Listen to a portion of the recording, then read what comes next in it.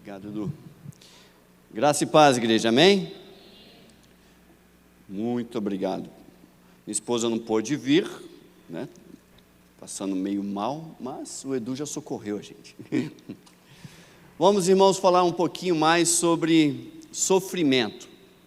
Mas que sofrimento é esse? Se vocês prestaram bastante atenção nos louvores que cantaram, eles estão recheados de palavras que vão bater com a nossa pregação. E é que não deu tempo de eu anotar, normalmente eu anoto, mas é do primeiro louvor ao último, até o último instante que eu vou falar, o louvor está misturado em tudo que eu vou dizer aqui. E vocês veem que é o Espírito operando, porque eu não conversei com ninguém do louvor. O louvor nada mais é do que a palavra de Deus cantada. Então prestem atenção.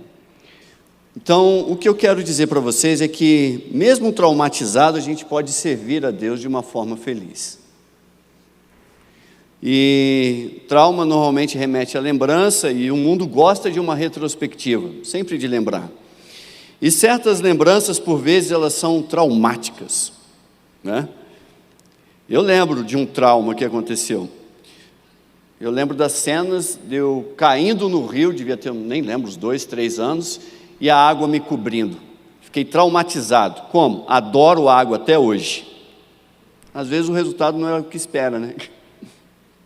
Gosto de água, vivo na água. Se deixar, entro numa praia, entro ali 8 horas e só saio às 17. Se eu entrar numa piscina, virei um peixe. Foi esse trauma que aconteceu. E o mundo se encanta aí de vários últimos pensadores de como resolver os seus traumas, os seus conflitos interiores. E há alguma parcela de valor e ganho nisso tudo.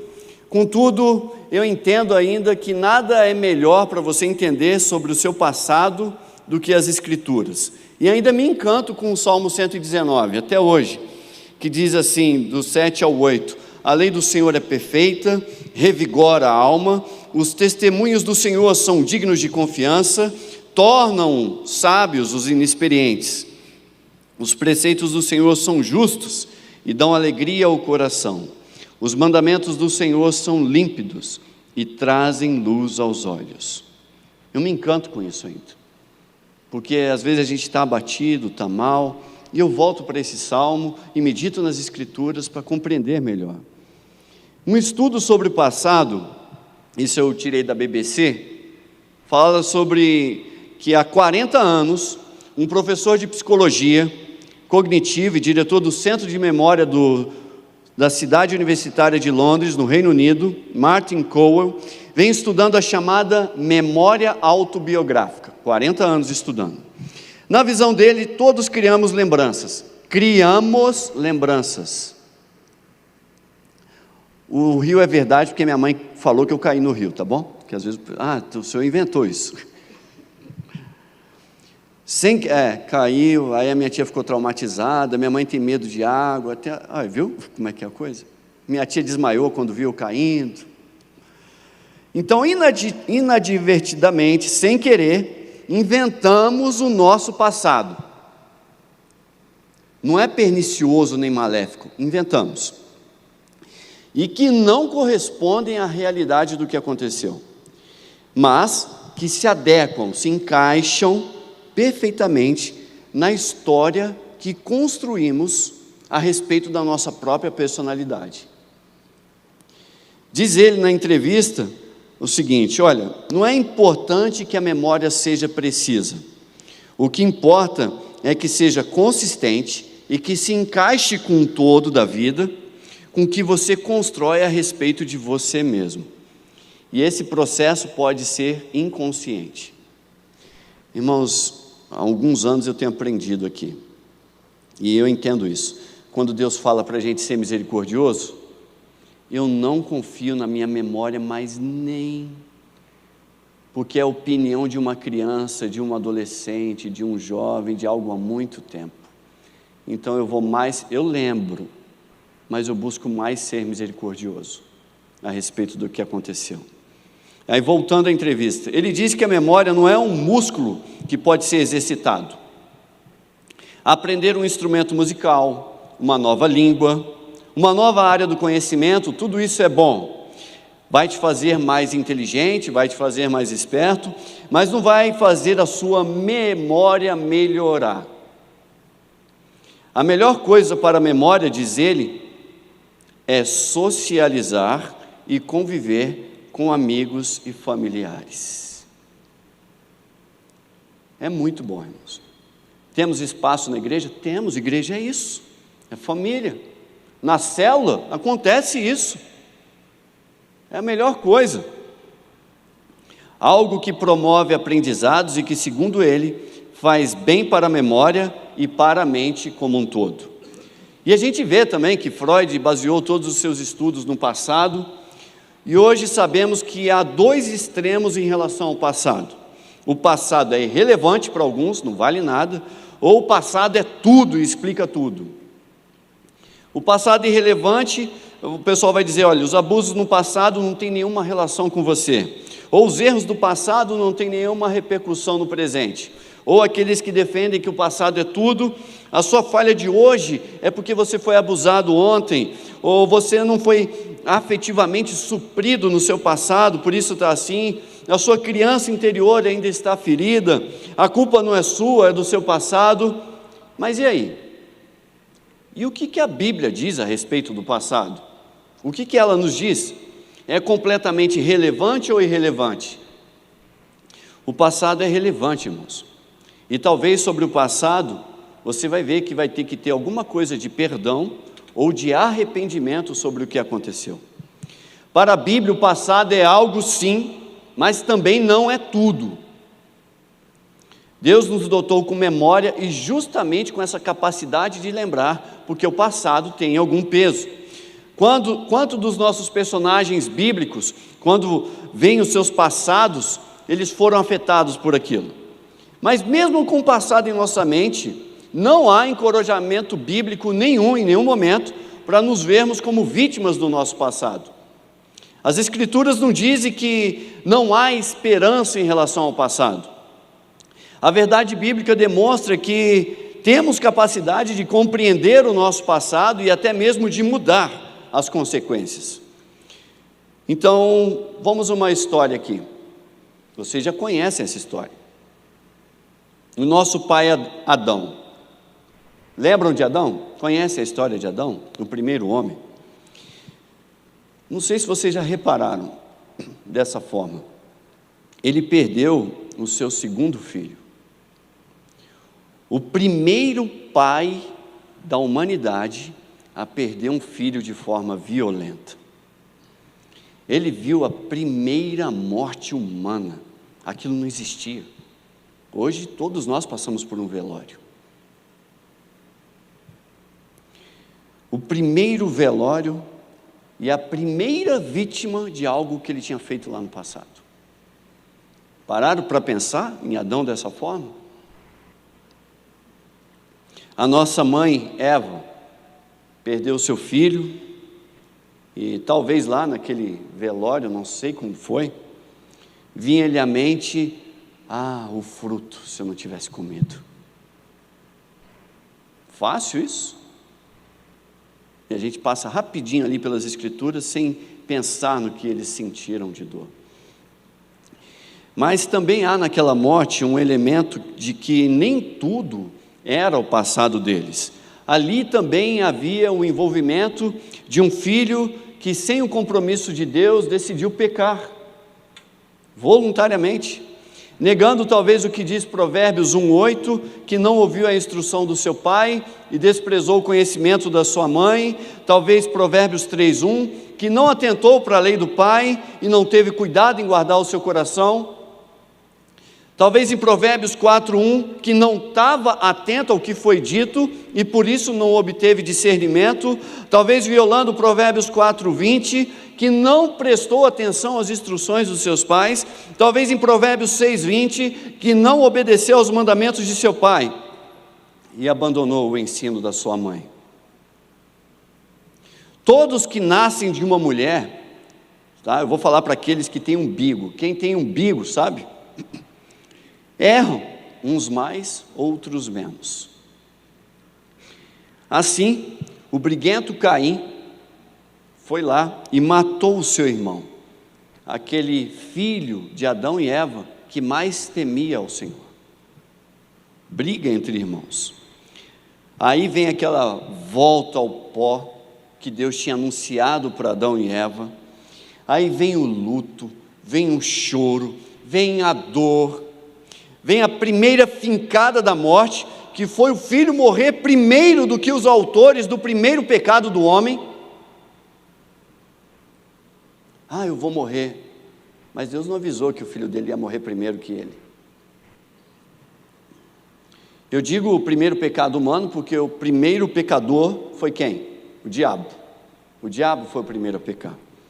Então eu quero dizer, irmãos, que por conta disso, morremos, sofremos, sofrimentos ocorrem.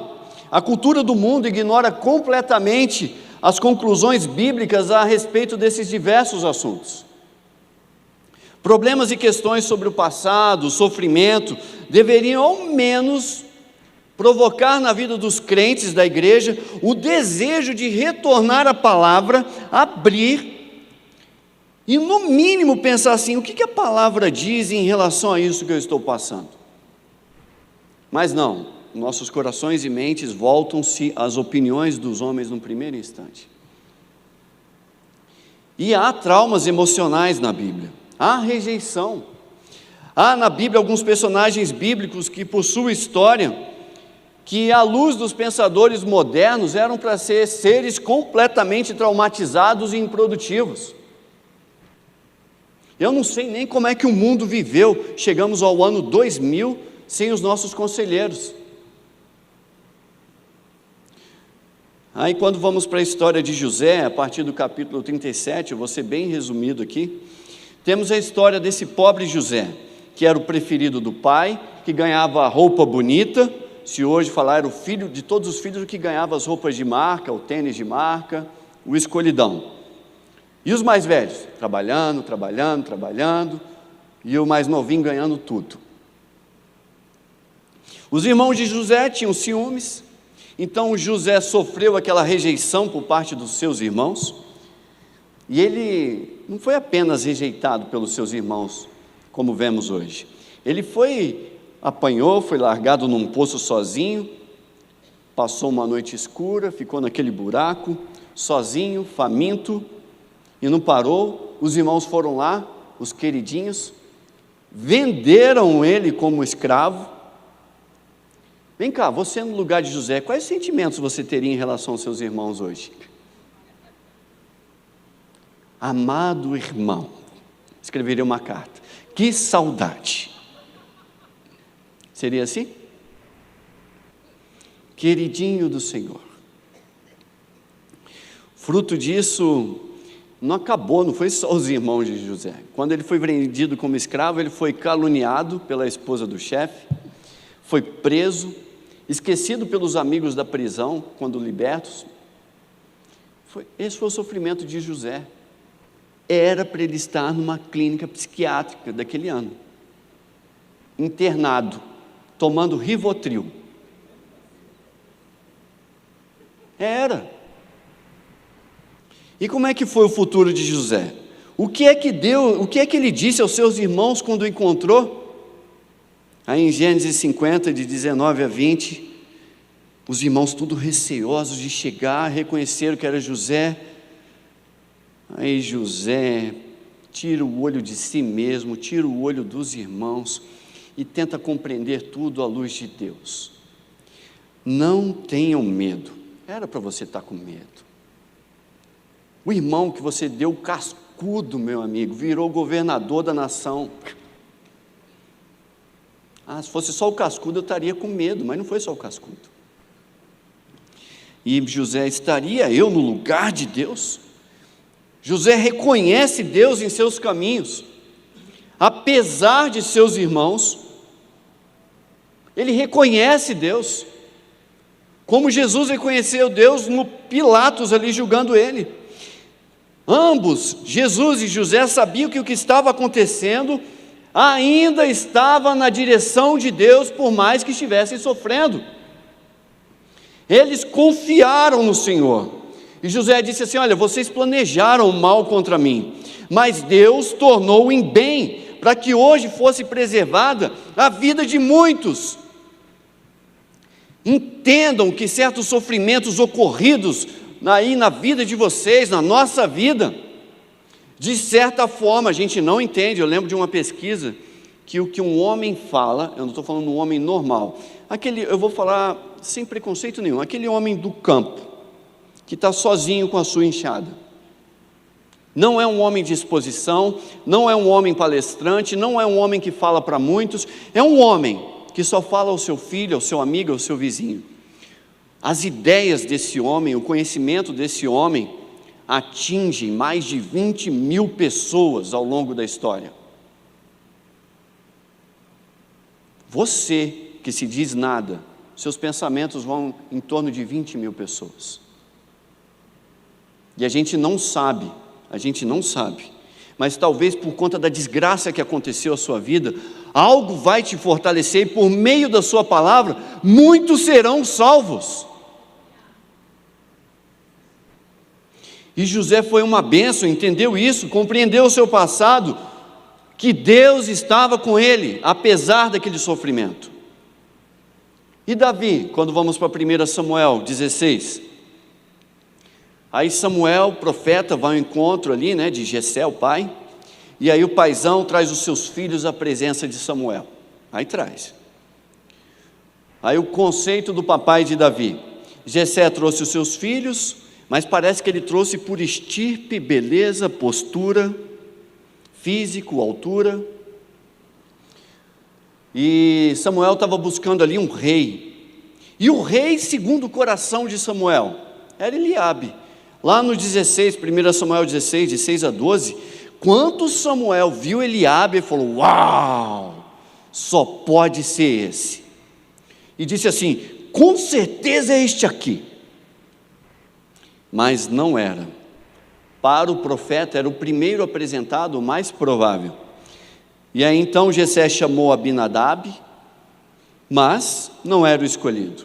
Aí Jessé chamou Samá, também não era o escolhido. Jessé levou Samuel, seus 7 filhos, mas não era nenhum. Falou: não é possível, eu trouxe 7 filhos aqui, bonito, alto, forte, guerreiro, entendido, não é nenhum desses que é rei. E aí isso acontece, irmãos, entre os amigos. Você lembra quando você jogava futebol e você era o último escolhido? É ou não é? Na preferência, na família, no joguinho, no videogame. Eu lembro uma vez jogando futebol, o pessoal falou assim: o Getúlio não, deixa ele por último. Acontece. E a gente fica triste, por quê? Por conta da vaidade e do orgulho presente no nosso interior. Ficamos tristes por ser o último escolhido, o menos pretendido, o menos preferido. E Samuel, no versículo 11, perguntou a Jessé: espera aí, estes são todos os filhos que você tem? Será que Deus errou? Jessé respondeu: ainda tenho o caçula. O caçula era tão pequeno que foi esquecido. Mas ele está cuidando das ovelhas. Samuel disse: traga-o aqui, nós não nos sentaremos para comer até que ele chegue. Ou seja, para o pai, o caçula era o menos provável. Para o pai, o caçula, lembrei, tem um, ainda tem um. E na sua casa, você é esse ainda? No seu trabalho, você é esse ainda? Você é o último a ser chamado? Traz ele mesmo, já que não tem ninguém. E na igreja, você é o último a ser chamado? Como é que você lidar com essas questões? E aí no versículo 12, Jessé mandou chamar Davi, ele veio. Ele veio, por que ele veio? Porque ele não ficava no meio dos outros irmãos. Ele não fazia parte do clero ali, entendeu a coisa? Era um evento que não estava à altura dele, por isso ele não foi convidado. O que ocorria ali, segundo Jessé e seu pai, para Jessé, o seu pai, é o seguinte: não pode ser esse. Mas aí a Bíblia diz que ele era ruivo, de belos olhos, de boa aparência. Então o Senhor disse a Samuel: é este, levanta e unja-o. O fato de ter sido desprezado entre os homens, o menos provável, o ainda, certo? O dos serviços braçais, o e do final da fila, fulano, fulano, fulano, e temos Davi. O não qualificado, segundo o conceito dos homens, tudo isso não espelha a verdade de como Deus o vê. Nem a Davi, nem a vocês. Os olhos de Deus é que importam na situação. 1 Samuel 16, 7 diz: o Senhor disse a Samuel: não considere a aparência nem a sua altura, pois eu o rejeitei. O Senhor não vê como o homem vê a aparência, mas o Senhor vê o coração. É assim que Deus vê. É aos olhos de Deus que temos que contemplar as situações, os corações, as mentes, o interior. Mas você acha que que Davi foi só rejeitado pelo seu pai, por Jessé, no primeiro instante ali, Jessé, por Samuel? Não. Os seus irmãos, depois de uma visita no campo de combate, passando um tempo para levar mel e coalhada, eu me identifico com Davi, eu gosto muito de mel, coalhada e queijo, está aqui. 2 Samuel 17, 29, aí quando Eliabe viu Davi ali no meio do campo de combate, ficou irritado, bravo com o caçula, falou: por que você veio até aqui? Com quem você deixou aquelas ovelhas lá do deserto? E ainda chama Davi de presunçoso, ou seja, suspeitas malignas, calúnia. E como o seu coração é mau, você veio só para ver a batalha, né? E disse Davi: o que fiz agora? Será que eu não posso nem mesmo conversar? Por quê? Porque Davi, irmãos, olhando hoje, era o cara que não tinha feito curso superior, não tinha feito MBA, não tinha estudado, não tinha atualizado, não tinha feito uma pós, não tinha experiência no combate, estava desatualizado, a rede social dele não era boa. Esse era Davi. Aí o irmão fala: cara, o que você está fazendo aqui? Você não fala nem inglês. E aí Davi vê um problema naquela situação e se reporta levam ao superior dele, que era Saul, o rei, que era o chefe. Em 1 Samuel 17, 33, que palavra motivadora de Saul. Respondeu Saul: você não tem condições. O que você faria hoje? Rivotril no Davi. Cara, esse cara não é nada. Você não tem chance nenhuma de lutar contra esse filisteu. Você é só um rapaz. Você não tem experiência, isso é muito grande para você, esse projeto é muito enorme, você é muito novo, a sua avaliação é muito baixa, você nem estagiou, você não é do ramo. Resumindo, você não tem condições. E para por aí? Mas tá bom, vai lá, a gente deixa você. Aí ele foi para o combate, teve autorização. E talvez hoje o Golias seja, aqui de Davi, o Golias hoje seja o seu cliente, o seu problema, o seu desafio, ou o diabo, não sei. Em 1 Samuel 17, 42, o inimigo Golias olhou para Davi com desprezo. Você? Viu que era só um rapaz ruivo, de boa aparência, e fez pouco caso dele. Como é que você reagiria? Qual seria a sua resposta? Mãe, eu quero chorar? Desprezo.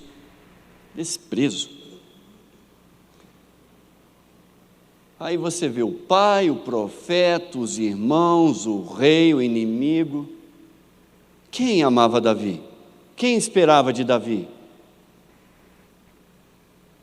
Me diz, quem foi que educou Davi para ter aquele conhecimento do Senhor, aquela alegria, aquela perseverança?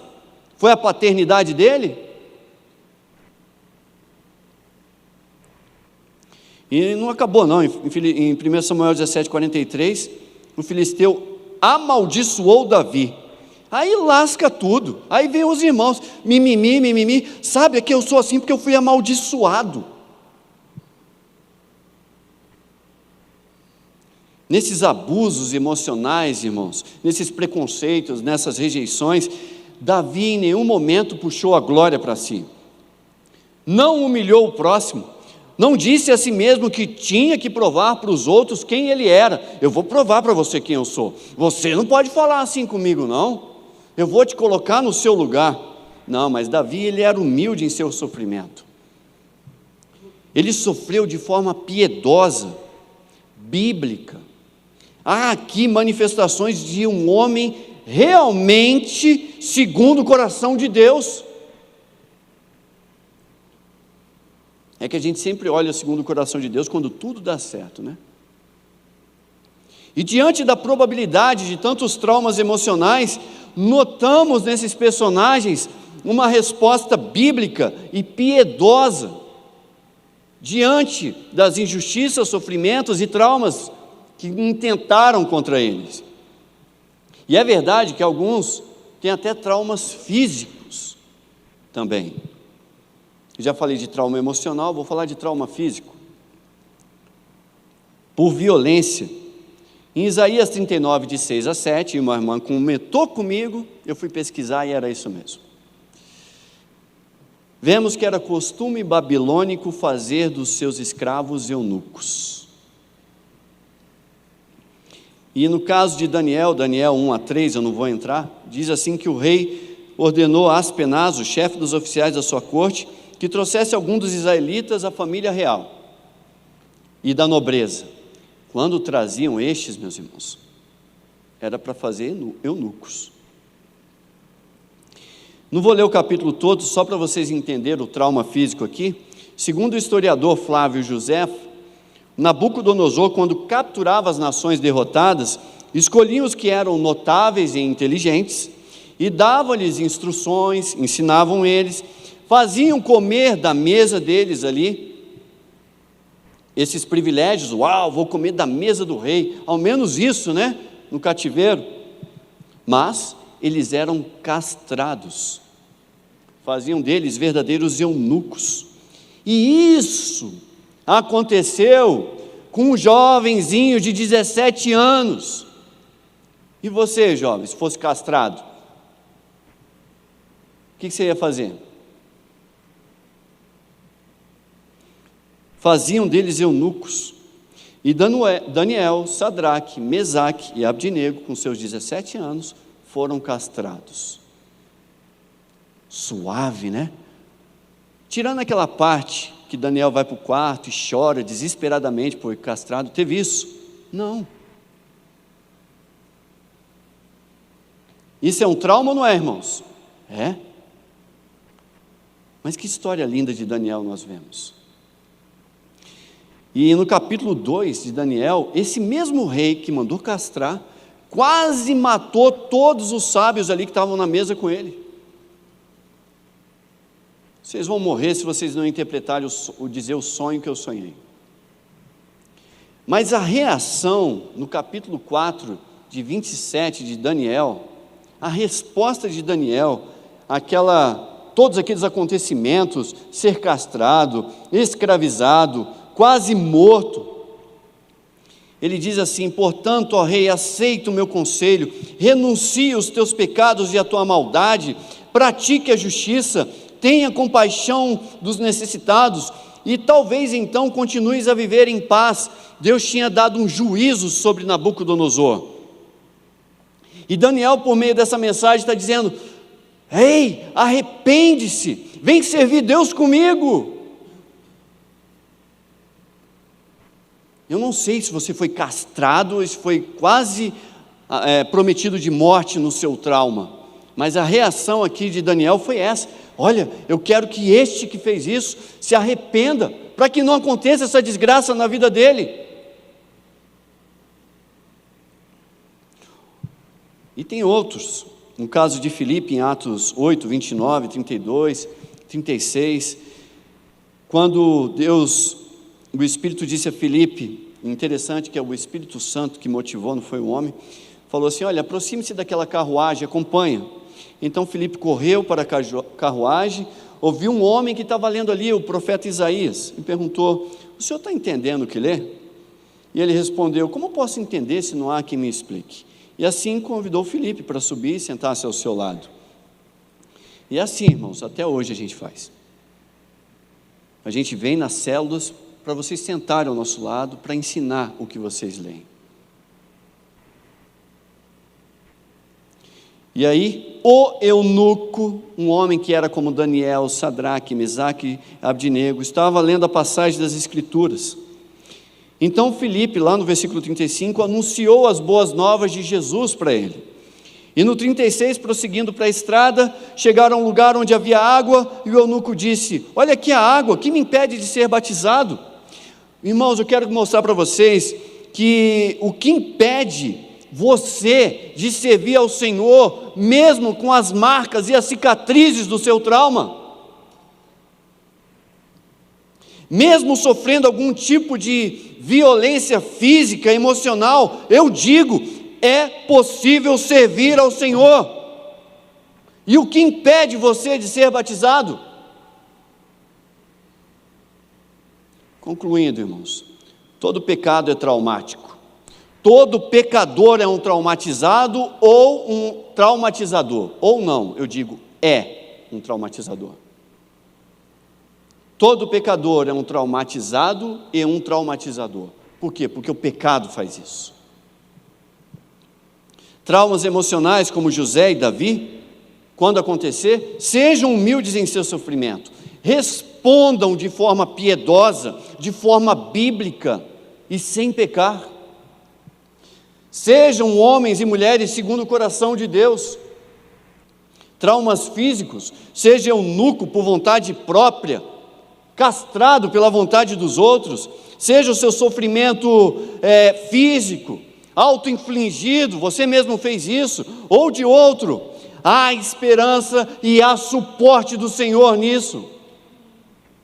A glória de Deus se manifestou pela vida daqueles homens, todos eles, homens que foram marcados, rejeitados, amaldiçoados, injustiçados, escravizados, violentados. Seja um passado doloroso, vergonhoso, ou que traga cicatrizes no seu corpo, eu entendo e entenda, a glória de Deus ainda pode se manifestar pela sua vida, isso, e a graça capacitadora exalar por você. O ocorrido com você não precisa ser determinista, de forma a te tornar lá no chão e fazer você se rastejar, não precisa.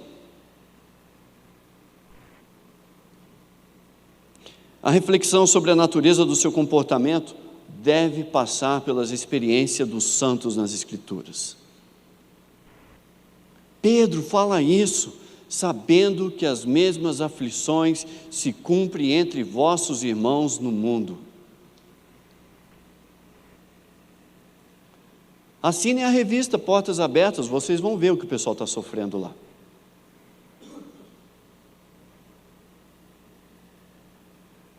Não é só, gente, outros passam por isso. E os traumas de Jesus? Havia até, se a gente olhar hoje, algumas razões para definirmos alguns transtornos do que deveria acontecer com Jesus. O irmão Tiago, dele, nunca acreditou nele. Só depois que ele ressuscitou. Judas, também, é o Tiago e Judas, escrito da Bíblia aqui, ó. Livro de Tiago, livro de Judas. Também não acreditava nele. Só acreditou depois que ele ressuscitou. A família tinha vergonha dele. Chama lá, tira eles de lá. Olha, Jesus, sua família está chamando. Ele sabia que, olha, que papelão Jesus está fazendo ali. Chama ele, quem sabe ele sai daquilo lá. Você acha que Maria acreditou? Maria também não acreditou não, irmão, só depois que ressuscitou. Quem acreditou em Jesus? Isaías fala, quem deu crédito à nossa pregação? Ninguém. Ninguém acreditava em Jesus. E a nação, para quem ele veio, também não acreditou. Seria tão bom se só não acreditasse, mas matou mesmo. Eu quero mostrar para vocês que Deus consola. apesar de tudo, Deus consola. E o consolo de Adão? Lembra de Adão que eu falei? Em Gênesis 4, 25 diz: novamente Adão teve relações com a sua mulher e ela deu à luz outro filho, a quem chamou Sete, dizendo: Deus me concedeu um filho no lugar de Abel, visto que Caim o matou.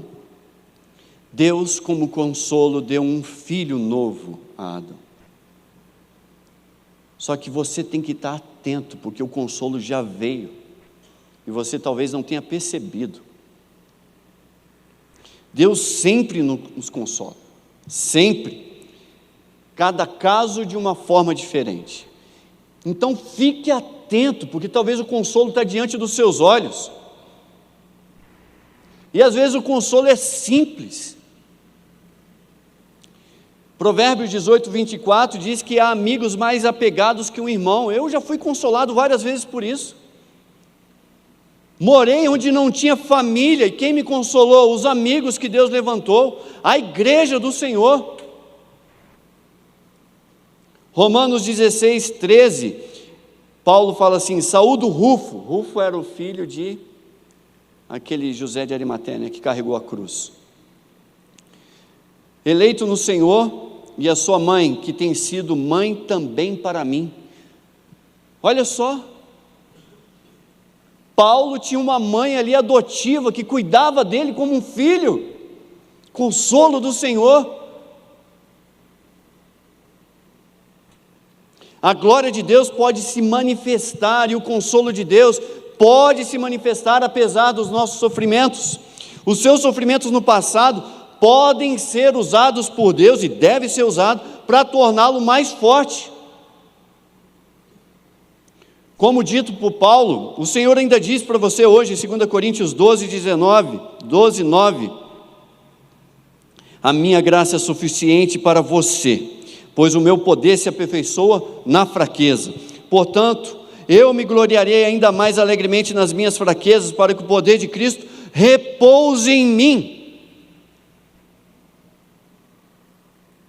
Agora, se você não tem Jesus no seu coração ainda, isso é complicado.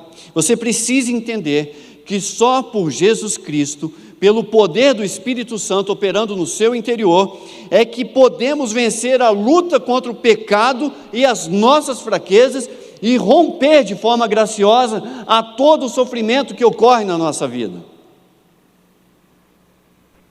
Agora, se você é igreja, já tem Jesus Cristo no seu coração, eu queria deixar algumas lições para você. Primeiro, em relação ao seu passado, seja um passado ferido, um passado que você foi abusado, um passado que pecaram contra você, ou um passado triste que você foi auto-infligido, você fez a si mesmo. Temos reflexos pecaminosos, temos, mas você tem o Espírito Santo no seu interior. Contenha-se e desenvolva uma resposta bíblica ao que está acontecendo, como José e como Davi, cheio de piedade, cheio de temor a Deus, cheio de graça, sem pecar. E com o tempo, os seus reflexos começarão a serem bíblicos. Uma outra lição: a maneira de Deus, a forma de Deus, é possível experimentar alegria, mesmo em tempos difíceis. É possível. Você só tem que olhar para o lugar correto. Naum encontrou isso, dizendo em Naum 1,7: o Senhor é bom, um refúgio em tempos de angústia. Qual tem sido o seu refúgio na angústia? É o Senhor? Não, não é. Alguns é o vício, alguns é a idolatria, alguns é a explosão em ira, alguns é a manifestação dos seus gastos, alguns é a série de TV, alguns é o celular, é a rede social, é a solidão. É o quê? E a Bíblia diz que Ele protege. E se você está buscando refúgio em outro lugar que não o Senhor, por mais que você sinta melhor, você continua desprotegido. Pode até mudar a sensação por algum instante, mas não muda a circunstância, não muda o seu coração. Salmos 27:10 diz: ainda que me abandonem pai e mãe, o Senhor me acolherá. Qual a justificativa para os seus sentimentos? Ou para a sua resposta hoje ao que está acontecendo? Uma terceira lição: quanto ao passado, aprecie a soberania de Deus. O Senhor usa o passado para lições na nossa vida, e valiosas lições para mudar a nossa vida. José entendeu, dizendo: olha, Deus é soberano. Sofri, doeu, vocês pecaram, mas Deus é soberano. Eu entendi agora. Por fim, uma última aplicação. Segundo a Bíblia, o passado nos serve como preparo para auxiliar os outros que estão lutando com o seu passado. Segundo Coríntios 1, 3, 4 e 5 diz: bendito seja o Deus, o Pai do nosso Senhor Jesus Cristo, Pai das misericórdias e Deus de toda consolação, que nos consola em todas as nossas tribulações, que nos consola em todas as nossas tribulações. Ficou alguma de fora aqui? Para que com a consolação que recebemos de Deus, então você vai receber essa consolação, é óbvio, mas pastor, eu não consigo receber. Talvez, porque como eunuco você ainda está sentado sozinho na carruagem. E a gente, como Felipe, como pastores, estamos falando para o Espírito Santo, queremos ensinar-lhes as Escrituras. E a gente fala: vem para a carruagem, vem para a célula aqui, a gente vai te ensinar. E vocês continuam na carruagem. Mas eu estou lendo a Bíblia. Bacana, continue lendo sozinho. Mas é necessário um suporte. Como poderei entender se não há quem me ensine? E aí Paulo continua: para que possamos consolar os que estão passando por tribulações. O seu sofrimento tem propósito em consolar outros sofredores. Pois assim, no versículo 5, como os sofrimentos de Cristo transbordam sobre nós, está transbordando, irmãos. Todo desespero, todo acontecimento, toda dor que vem sobre a minha vida, não passa um que eu não encontre o consolo do Senhor. Essa é a minha experiência pessoal.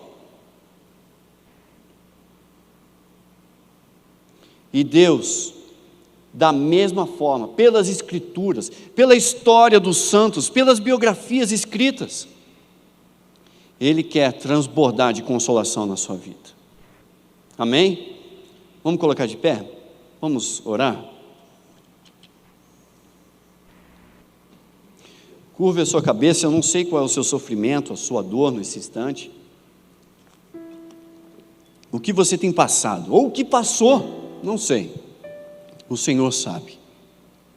Ele vê a sua história como viu a história de José, Ele vê a sua história como viu a história de Davi, Ele vê a sua história como a de Cristo.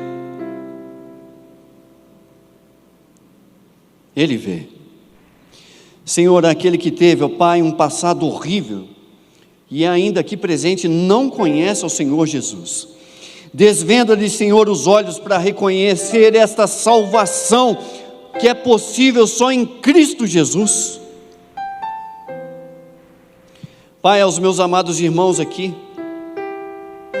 que aprendam a descansar e encontrar consolação sobre as verdades da fé, apesar das dores, ó Pai, dores que nos fazem chorar, dores que nos fazem tremer.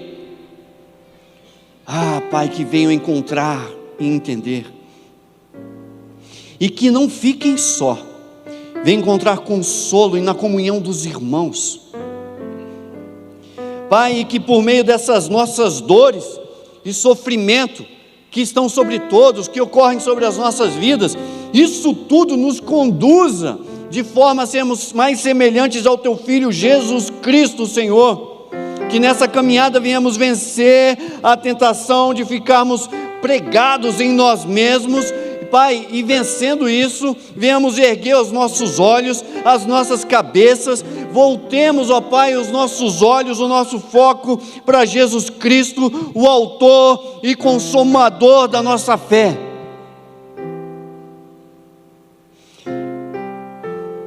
Jesus Cristo nosso Senhor, Jesus Cristo, o restaurador, o resgatador, o renovador de toda a vida. Em nome dele eu oro por isso. Amém e amém. Uma palavra para vocês, Lamentações, que diz assim, Jeremias dizendo, olha, tornei-me motivo de riso de todo o meu povo.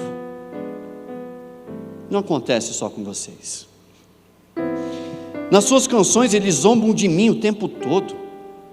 Lembro-me da aflição, do meu delírio, da minha amargura, do meu pesar. Lembro bem disso tudo e a minha alma desfalece dentro de mim. Todavia, lembro-me também do que pode dar-me esperança. Graças ao grande amor do Senhor é que não somos consumidos, pois as suas misericórdias são inesgotáveis, renovam-se a cada manhã. Grande é a tua fidelidade, e digo a mim mesmo, pregue para você, a minha porção é o Senhor, portanto, nele porei a minha esperança. O Senhor é bom para com aqueles cuja esperança está nele, para com aqueles que o buscam. É bom esperar tranquilo pela salvação do Senhor. Fica tranquilo e espere pela salvação do Senhor. Vamos encerrar. Senhor, obrigado, Pai, pela Tua palavra e o Teu consolo.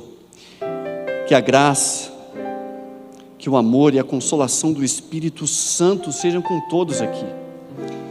Console, Senhor, a Tua igreja. Que encontre esse consolo na Tua palavra, na comunhão dos santos. Em nome de Jesus eu oro. Amém e amém. Vão na paz, que Deus abençoe. Amém? Você pode acompanhar todo o nosso conteúdo baixando o nosso aplicativo ou seguindo as nossas mídias digitais usando o QR Code. Deus te abençoe!